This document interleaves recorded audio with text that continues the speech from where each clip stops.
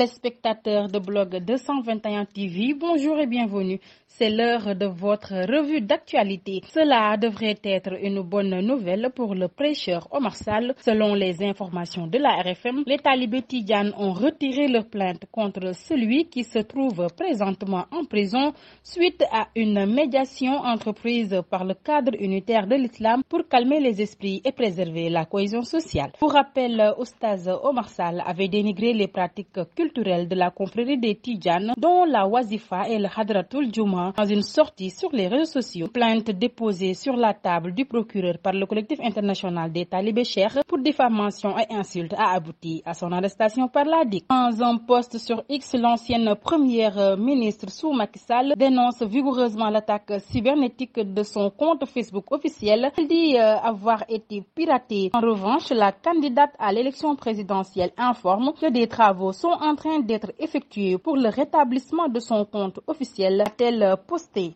Après 11 mois passés en prison, Diop Taïf a été relaxé par la justice sénégalaise. Le militant de l'ex-Pastef a été arrêté alors qu'il faisait un live. Il était jugé pour manœuvre et acte de nature à compromettre la sécurité publique. Suite à la suspension temporaire du signal de Walf TV, le 10 février dernier, lors de la transmission des émeutes à Mbacké, le groupe de presse fondé par Feu Sidi Lamine Niasse a gagné récemment la bataille judiciaire qui l'oppose au Conseil national de régulation de l'audiovisuel CNRA. Babacar Diagne, président du CNRA, a réagi ce mercredi après la décision de la Cour suprême et apporté des précisions pour justifier la suspension du signal de Walf TV. Le CNRA ne pouvait pas servir une mise en demeure à Walf TV parce que le dérapage continuait en direct. L'autorité de régulation a dit-il le pouvoir de prendre une mesure consistant à interrompre le signal de la chaîne. Il s'exprimait à Diourbel à l'occasion d'une journée d'information et de sensibilisation sur la couverture médiatique de la présidentielle de 2024 avec les professionnels des médias de cette région. Le budget du ministre de l'Éducation nationale est arrêté à 909 milliards 323 millions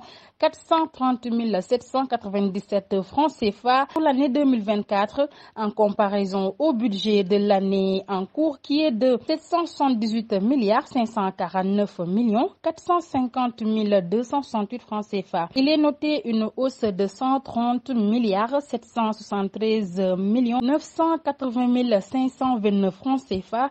En effet, les autorisations d'engagement sont évaluées à 944 milliards 959 millions 363 377 francs CFA. Le ministre de l'Éducation nationale, Cheikh Oumar Anne, a signifié que ce budget est élaboré dans un contexte particulier marqué par une volonté de bâtir un système éducatif de plus en plus performant. Sur l'international au Cameroun, une attaque meurtrière mardi 21 novembre au matin dans la région de l'Ouest à la frontière avec la région du Nord. Des hommes armés à moto ont attaqué le marché de Bamenyam dans le département des Bamtoutos. 9 personnes ont été tuées selon le préfet. L'attaque n'a pas été revendiquée, mais les autorités locales pointent du doigt les séparatistes anglophones. Au moins 31 jeunes Congolais de 18 à 25 ans frappés par le chômage ont trouvé la mort dans la nuit du 20 novembre dans une bousculade lors d'une opération de recrutement de l'armée dans la capitale Brazzaville, selon le bilan établi par le gouvernement. Un précédent bilan faisait état de 37 morts.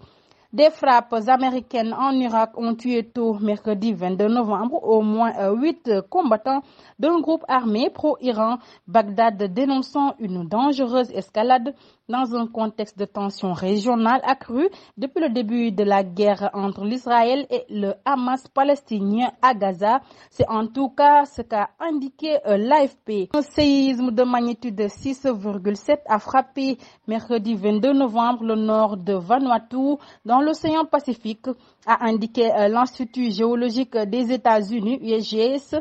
Les autorités préciseront qu'il ne devrait pas déclencher de tsunami. Le séisme a frappé une profondeur de 22 km à environ 300 km au nord de la capitale. Port Vila vers 15h37 selon toujours les séismes ayant eu lieu près du groupe d'îles peu peuplées. La probabilité de victimes et de dégâts est faible, écrit l'AFP. En sport, l'aventure à la Coupe du Monde des moins de 17 ans du Sénégal s'arrête.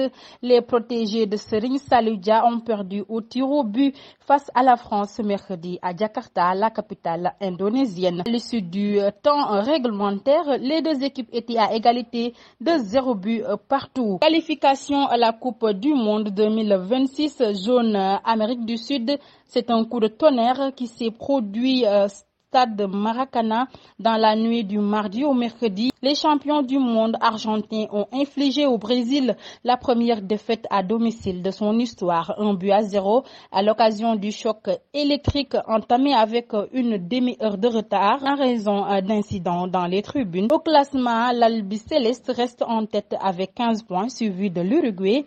La Colombie ferme la marche du podium. La Seleção occupe la 6e position. C'est tout, mesdames et messieurs. Nous donnons rendez-vous dans un autre numéro. D'ici là, restez avec nos programmes.